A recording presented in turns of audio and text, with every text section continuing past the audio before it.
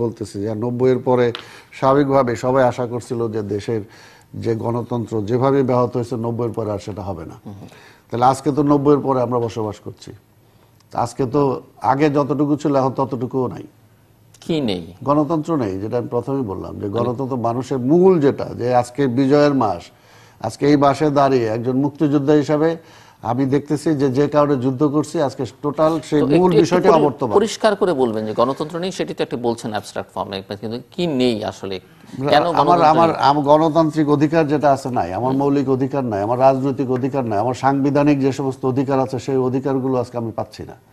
এটাই আজকে আজকে আজকে আমি রাজনীতি করার, একটা রাজনৈতিক বক্তব্য দেওয়ার জন্য আমার একটা মিছিল করার কোনো অধিকার নাই, আমাদের মানে একটা জনসভা করার কোনো অধিকার নাই।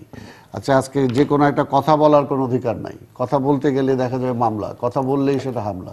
আজকে হতে পারে যে যে কোনো কিছু ওনারা সবকিছু 100% ঠিক করতেছেন, সেটাও না, আবার 100 মৌলিক যে অধিকার, কোনো অধিকার নেই, আমার মৌলিক অধিকারটা আজকে ব্যাহত হচ্ছে। আবার যে কারণে দেশ স্বাধীন করলাম সেটাই আজকে নাই।